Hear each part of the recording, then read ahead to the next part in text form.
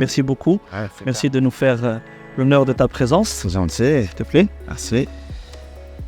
Très bien. Merci beaucoup, encore une fois, au nom de Babel, de nous recevoir aujourd'hui pour ce Tech for Good. Donc, c'est une initiative de groupe que nous lançons pour pouvoir un peu débattre et échanger sur des sujets d'actualité.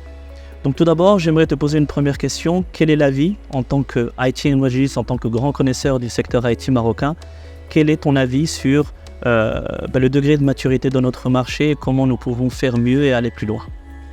Merci Sofiane et merci Babel Maroc pour cette invitation. Le digital est là, il s'est instauré avec une acuité très importante dans les années 2000, avec la stratégie Maroc 2013 où on a été sur l'ouverture d'un certain nombre de choses et d'activités donc orientées à l'export.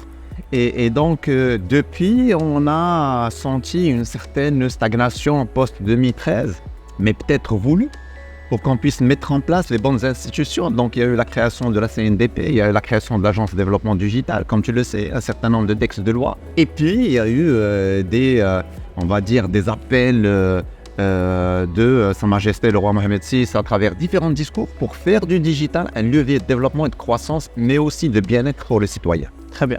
De manière générale, comment l'IT peut aider les PME et les entreprises marocaines à être plus résilientes, plus sustainable et se projeter vers le futur?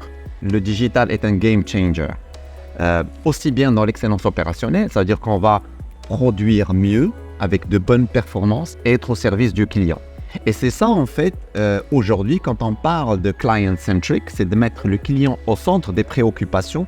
Quand on arrive à le toucher à travers un smartphone, une tablette ou un PC, on arrive à mieux le servir, à mieux l'écouter. On va dire ce dispositif de création de valeur. Et donc c'est comme ça qu'on arrivera à améliorer l'expérience client, l'excellence opérationnelle et donc bien évidemment se projeter dans l'avenir et offrir des produits meilleurs et donc ce qui touchera la chaîne de valeur de toute entreprise, qu'elle soit grosse, moyenne ou une administration, quand on parle aussi aujourd'hui du citizen-centric. Ok. On parle beaucoup d'intelligence artificielle, c'est devenu un buzzword, on parle d'hyper-automation, on parle de robotic process automation. Comment dans la réalité, ces concepts-là peuvent modifier la vie des entreprises et modifier la vie de nos citoyens? En fait, ces technologies ont toujours existé. L'intelligence artificielle, elle date de la conférence de Dartmouth dans les années 50. Aujourd'hui, quand on les a impactés sur des use cases, des cas économiques utiles, on a trouvé qu'il y avait de l'utilité. Donc une intelligence artificielle technologique, quelle qu'elle soit, si on ne l'expérimente pas sur un use case, elle est inutile. Nous, à la Bourse de Casablanca, on a expérimenté l'intelligence artificielle sur des use cases qui relèvent de l'éducation financière et on a eu de super résultats et une valeur ajoutée rendue à des étudiants, à des universités. Est-ce que l'intelligence artificielle n'est que l'apanage des grandes sociétés? Tu as cité des banques, des administrations, mais est-ce que la PME marocaine peut se retrouver et peut se dire « what's in for me » en termes d'intelligence artificielle ou d'automatisation de process Ces technologies-là se sont tellement démocratisées qu'aujourd'hui, on va trouver des choses, des morceaux ready to use sur le net et que les gens peuvent télécharger et réutiliser. Aujourd'hui, la reconnaissance faciale, c'est des algorithmes qui sont sur GitHub et d'autres plateformes qu'on peut télécharger et réutiliser. Et donc, il suffit de vouloir, d'avoir une bonne volonté, mais aussi de démontrer comment est-ce que la technologie elle peut être au profit de cette performance de la PME ou de la grande entreprise ou de l'administration. Et le change management, la gestion de ce changement-là, comment on peut l'insuffler au sein des entreprises, au sein des administrations pour dire qu'en fait, l'IT est un outil de support, est un outil d'efficience et un outil de développement. Ce n'est pas l'usage qu'on en fait tous les jours, mais il y a un usage raisonné de nouvelles technologies et de l'IT de manière générale pour pouvoir être dans la vraie transformation digitale, Simon. Cultures eat strategy for breakfast. C'est que la culture, elle prend le dessus sur la stratégie. Quand bien même elle est avant-gardiste, stratosphérique, il faudrait que donner à la culture et accompagner l'humain dans cette acculturation digitale. Aujourd'hui, on parle beaucoup de ce concept-là. Il faut prendre les gens par la main, leur démontrer comment est-ce que ce digital, il peut les aider dans leur quotidien. Il ne va pas bouffer des jobs, on ne va pas mettre des gens à la porte, mais au contraire, Ce digital, il viendra améliorer la qualité de vie, il va améliorer le travail et donc avoir plus d'efficacité, d'efficience et de performance. Très bien. Et comment des entreprises de services numériques ou des IT consulting companies comme la nôtre peut être cet agent de changement? Qu'est-ce que nous pouvons faire à notre niveau pour pouvoir être pertinents dans ce sens? Il est très important, une entreprise comme Babel Maroc, qui a un aura international, des compétences et beaucoup d'expertise, qu'elle pense local. Et donc, qu'elle vienne avec une vision, une stratégie, des outils, mais qui composent avec les locaux. En termes de compétences, d'expertise aussi, de process.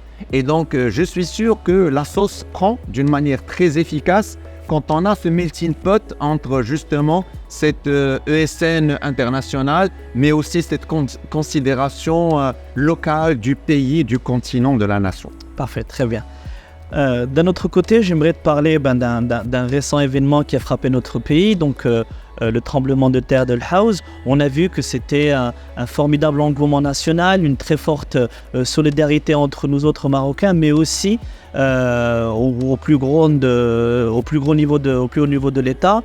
J'aimerais te poser la question sur comment les nouvelles technologies et l'intelligence artificielle a permis de faire acheminer les secours de manière plus rapide, mais aussi de développer la région et la nation de manière générale. Oui, pour parler des technologies et de leur impact et de ce qu'elles peuvent apporter. Bon, malheureusement, sur le champ en fait et sur ce moment-là, on a par la suite expérimenté un certain nombre de technologies, mais je vais te parler d'un coup de cœur parce que j'ai participé au jury de certaines startups qui ont fait beaucoup d'innovations en matière d'intelligence artificielle sur la reconnaissance, par exemple, des routes bloquées. Et j'étais agréablement surpris, donc justement, de voir certains jeunes qui ont travaillé sur des images satellitaires et donc qui arrivent donc justement à reconnaître qu'une route elle est bloquée ou pas en la scrutant et en scrutant un certain nombre d'images et en reconnaissant qu'il y a par exemple un bloc de roches qui obstrue ou qui bloque une route. Donc nous avons aujourd'hui des technologies qui nous permettent donc justement d'anticiper, de nous aider. On sait que nous traversons une ère de changement climatique qui vont impacter de plus en plus l'humanité.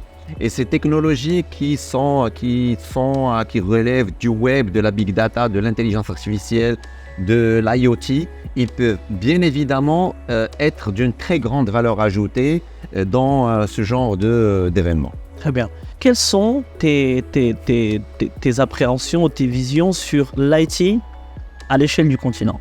Alors, tu sais que on va dire que l'Afrique est un continent relativement encore vierge, qu'il y a beaucoup de choses à construire. Et les technologies peuvent être un vrai levier de développement, de croissance, mais aussi d'amélioration de la qualité de vie des humains, des citoyens, quand ils peuvent, tu as quelqu'un qui fabrique des babouches à Fès et qui peut exporter et vendre ses produits à Osaka ou à Vancouver. Ceci ne peut se faire qu'à travers du e-business et donc il a une fenêtre sur le web et donc il peut adresser 7 milliards d'habitants sur la planète. Et donc les technologies de l'information, encore une fois, ces technologies innovantes peuvent être un vrai levier de développement pour les nations. Pourvu qu'on le sache, pourvu qu'on ait les bonnes stratégies et pourvu qu'on commence aujourd'hui. D'où un certain nombre de pays qui ont compris ça et qui ont instauré des ministères et des administrations. Au cas du Maroc, c'est la première fois qu'on a eu le ministère de la transition numérique et de la modernisation de l'administration, qu'on a un ministre, qu'on a une agence de développement digital. Et donc le Maroc est, il me semble, à mon humble avis, est parti pour donc justement avoir cette vision, cette stratégie, gouvernée et donc motivée par les appels royaux et donc pour justement en faire un levier de développement. Tech for Good est donc un concept pertinent. For sure. Totalement, j'y adhère à 100% et donc c'est un vrai levier, je dirais, de développement de l'humain avec un grand H. Super. Le mot de la fin, c'est Mohamed. Encore une fois, merci pour l'invitation. Merci à toi. Pour m'avoir donné cette tribune pour exprimer mon point de vue. Merci beaucoup. Mais aussi, bravo pour cette initiative qui fait qu'on est en train de poser le doigt sur quelque chose qui peut n'être que bénéfique pour l'humanité. Merci à toi, Simon. Yes.